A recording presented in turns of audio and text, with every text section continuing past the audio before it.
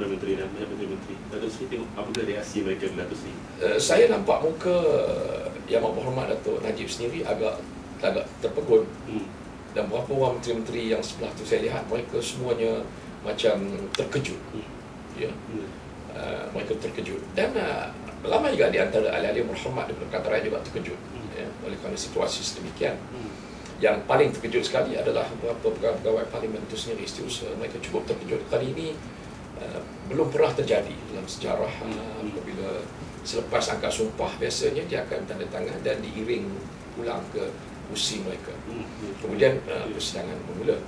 Tapi suasana itu agak masing-masing terpinga-pinga apa yang berlaku, dan sampai beberapa ahli-ahli yang berhormat daripada Barisan Nasional mengherdik bahawa saya membawa virus Perak masuk ke parlimen. Dituduh begitu. Tapi hakikatnya yang memulakan krisis ataupun virus di Perak ini adalah daripada Yang Berhormat Perdana Menteri sendiri. Jadi kami hendakkan supaya dia tahu bahawa penyelesaian Dewan Undangan Negeri Perak ini hanya melalui pembubaran Dewan Undangan Negeri. Itu yang saya sebut semasa saya melawan tadi itu. Merujuk pada tadi soalan yang dijawab oleh Menteri Dalam Negeri Datuk Isyamuddin hubung dengan situasi yang berlaku di Perak. Kata polis dijemput untuk menyelesaikan masalah. Bagaimana tu jawapannya? Saya rasakan yang berhormat Menteri Keselamatan Dalam Negeri Datuk Seri Isyamuddin, dia tidak menjawab soalan yang diutarakan oleh Yang Berhormat Datuk Seri Anwar Ibrahim sebagai Ketua Bakar. Soalannya untuk mendapat satu kaedah di manakah dalam Dewan Undangan Negeri ini boleh anggota polis mencerobohi Dewan Undangan Negeri Perak, kemudian mengusung Tuan Speaker ini keluar. Tapi jawapan yang diberi itu adalah lari daripada hakikat soalan itu, menunjukkan bahawa dia menyatakan oleh kerana Tuan Speaker Siva Kumar yang sah itu tidak mahu mengosongkan kursi dia, oleh kerana Speaker baru telah pun dilantik. Ini satu penipuan, satu pembohongan, oleh kerana pemilihan Speaker haram itu, Datuk Ganesan itu, tidak mengikut ketetapan, tidak mengikut peraturan, kerana Dewan belum bersidang. Dewan Undangan Negeri Perak pada 7 hari bulan Mei itu dia belum bersidang lagi. Dia macam mana boleh persidangan belum bermula, tiba-tiba satu orang luar, Ganesan daripada MIC, dilantik menjadi Speaker. Jadi bagi kami, Perkatan Rakyat, Speaker itu tidak sah. Jadi soalan ini tadi seolah menggambarkan Speaker yang sah YB Siva Kumar tidak mahu mengosongkan kursi dia walaupun Speaker haram telah dilantik. Itu bukan soal, itu bukan jawapannya. Yang kami nak tanya, yang Datuk Seri nak tanya itu, di manakah peruntukan yang membolehkan Dewan Undangan Negeri yang mulia ini dicerobohi oleh anggota polis daripada arahan. Jadi jawapan dia seolah-olah Speaker Ganesan ada hak di bawah peraturan Perintah Tetap 89 membenarkan Tuan Speaker ini memanggil bantuan daripada luar yang anggota polis untuk menteramkan keadaan. Memang betul. Saya tidak menafikan artikel 89 itu membenarkan hak immunity kepada Tuan Speaker untuk melaksanakan tugasan dia. Tapi dalam konteks Perak ini, Speaker itu sendiri tidak sah. Jadi di manakah dia datang kuasa untuk memanggil polis itu? Dan polis ini pula, di manakah kuasa dia boleh mengangkat mana-mana ahli Dewan Undangan Negeri keluar dari Dewan? Oleh kerana Speaker itu sendiri adalah ahli Dewan Undangan Negeri Terengganu. Dia tidak boleh dikeluarkan daripada Dewan. Okay, untuk itu ni satu penganiayaan dan juga satu nista daripada anggota polis. Sudah tentulah dia ada arahan daripada atasan. Jadi maknanya tadi itu seolah-olah Yang Berhormat Datuk Seri Isyamuddin mahu menunjukkan bahawa justify bagi Ganesan Speaker yang haram itu memanggil polis, dan justify bagi polis mengambil tindakan bagi mententeramkan keadaan, kerana dia kata yang pemangku Tuanku Sultan mahu bertitah. Saya menyatakan bahawa Tuanku masuk ke dalam Dewan Undangan Negeri setelah hampir 6 jam dia menunggu itu. Mententeramkan Dewan Undangan Negeri itu adalah syur daripada saya di atas titah Tuanku. Sebaik-baik saya Tuanku masuk dalam Dewan, dia telah pun menitahkan saya dengan YB Datuk Ngeh menghadap. Dan dalam titah Tuanku secara berbisik dengan saya, Tuanku mahu bertitah untuk perasmian, dan lepas tu Tuanku akan pulang. Dan Tuanku mohon kerjasama daripada saya. Tuanku menyatakan dia melepasi politik. Jadi suasana mententeramkan Dewan itu adalah daripada dasar titah Tuanku yang saya sendiri laksanakan.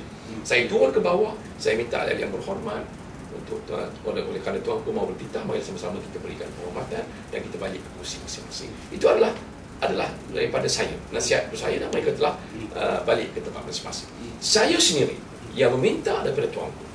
Ya, saya angkat sembah pada Tuanku bahawa Dewan ini telah dicerobohi oleh orang-orang yang bukan ahli Dewan, yang saya masukkan sebagai anggota polis, yang telah mengusung keluar speaker yang sah YB Siva Kumar daripada Dewan Undangan Negeri. Saya beritahu kepada Tuanku. Kemudian saya duduk, kemudian saya keluar balik, saya beritahu Tuanku, ampun, Tuanku beri ampun. Dewan Undangan Negeri telah pun, Dewan yang mulia ini telah dicerobohi oleh anggota-anggota di hadapan sekarang. Dan saya tunjuk ramai anggota polis di hadapan yang pakai baju biasa di preman. Dan saya minta mereka ini keluar. Dan Tuanku bertitah, sila keluar.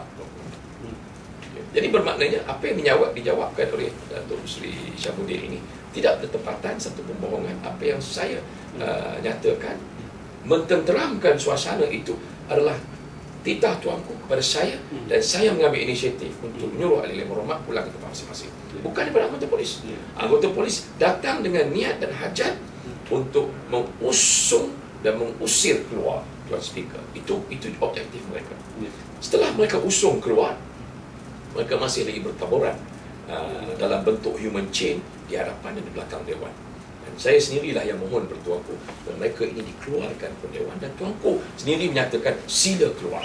Ya, maknanya apa yang dijawab oleh Datuk Seri Syamuddin ini tidak menunjukkan hakikat sebenar dan adalah usaha untuk menyelewengkan fakta, dan ini saya rasa satu suasana yang tidak sepatutnya jawab secara begitu dalam Dewan ini. Okey, lepas dia keluar daripada Dewan Parlimen tadi, terus ada tidak apa bagaimana respon yang diutarakan oleh wakil-wakil media? Sebaik-baik saya keluar daripada Dewan, saya terus mengadakan persidangan akhbar bersama-sama dengan ahli parlimen yang lain yang juga telah diusung ataupun diarah keluar oleh kerana mereka enggan membuka headband ataupun band unban Bubardun itu, khususnya YB Koshna, Perwas, Taiping, ada 3-4 lagi. Dan kami mengadakan sidang akhbar. Dan saya rasa attention ataupun perhatian yang diberikan oleh media itu cukup mengejutkan dan juga cukup satu perkara yang mereka tidak lupa. Dan masing-masing mahu tanya apakah yang terjadi dan kenapa benda itu terjadi.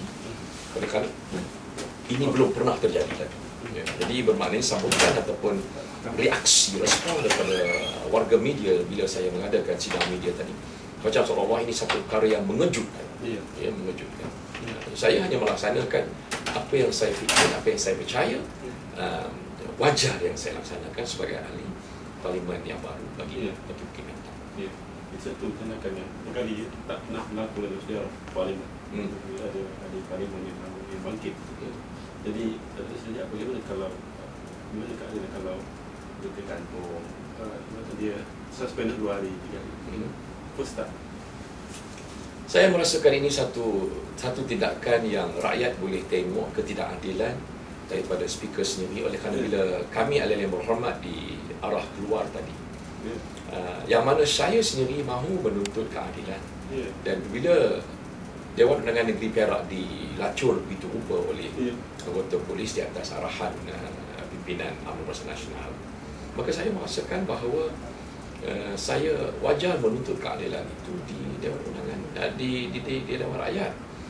Namun apabila tindakan mengarah kami keluar itu, maka saya terpaksa akur dan menunjukkan bahawa kita bukan ahli parlimen yang engkar kepada arahan. Kita patuh kepada arahan. Jadi kalau arahan menyatakan kami di arah keluar sehari atau 2 hari, maka kami akan patuh. Cumanya masih sampai hari ini, sampai saat ini, saya bertanya-tanya di atas perkara mana dalam perintah am dan perintah tetap itu yang membolehkan Tuan Speaker melarangkan kami keluar. Di atas sebab-sebab apa?